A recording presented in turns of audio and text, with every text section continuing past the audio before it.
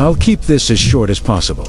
Most nights, I fall asleep with some kind of sound playing. That's the best way I know to drift off quickly. Sometimes it's a chess video. Sometimes a podcast about space. Sometimes just a recording of a storm. You get the idea. I'm a very active dreamer, so whatever I fall asleep with usually translates directly into my dream, in some form. For example, if I fall asleep with a football compilation, I'm very likely to dream about playing football.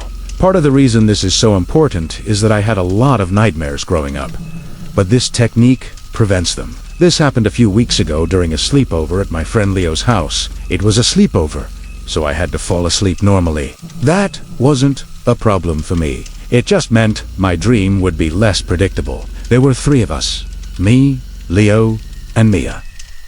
Leo's parents were out of town for the weekend, which is why we had the sleepover in the first place. He has a lot of large, comfortable couches in his living room, so that's where we all slept. That night, I had one of the most vivid dreams I've had in a while.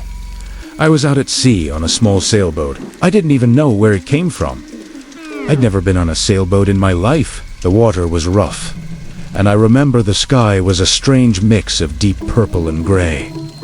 The wind howled, but not in a scary way. It felt like I was in a movie or something. Then the boat tipped. I couldn't see what we had hit, but I could feel it. Whatever it was, it caused the boat to tilt completely to one side and break something below. Water began pouring in from underneath, and I remember trying to plug the hole with my jacket, which clearly did nothing. I started to panic. Full-blown panic.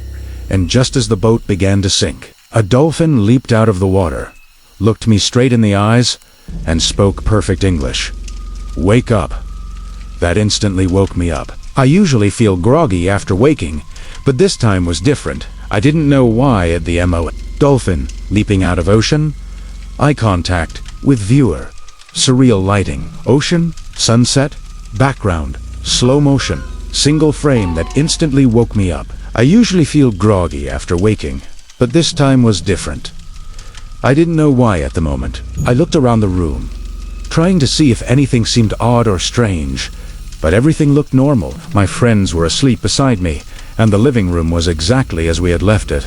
Upstairs bathroom door slightly ajar, water gushing from sink, dimly lit hallway, shadows. Single frame. A few seconds later, my brain started working normally, and I realized there was a sound that was definitely unusual. There was water dripping somewhere upstairs. It wasn't muffled like you would expect from a simple leaky tap.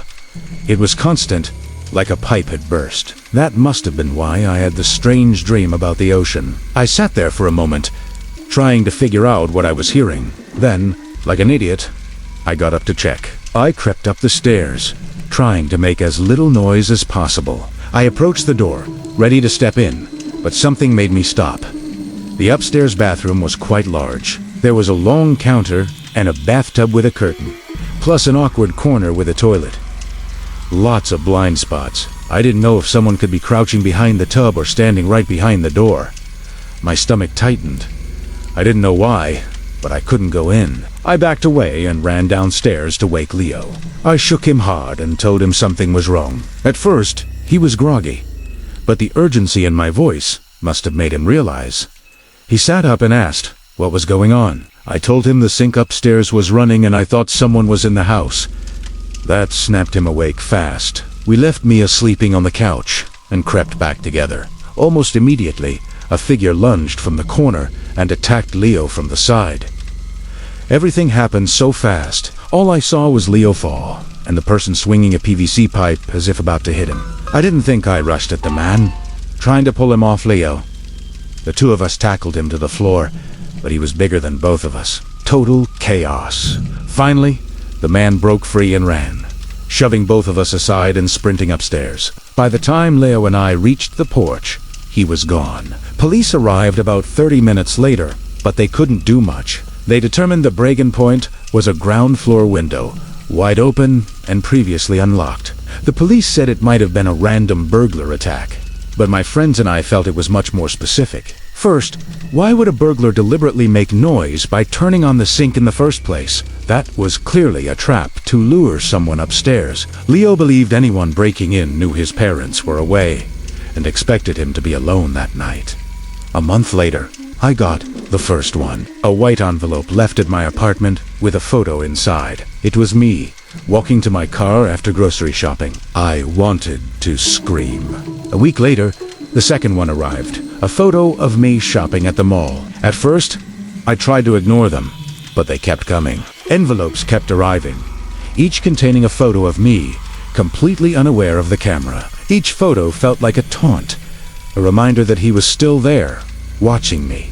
I cannot describe the terror I went through those weeks. I was afraid to leave the house. I couldn't go to work, hang out with friends, or shop without constantly looking over my shoulder. After the sixth envelope, I contacted the police. I know you might be wondering why I didn't after the first one. Honestly, I can't even answer that.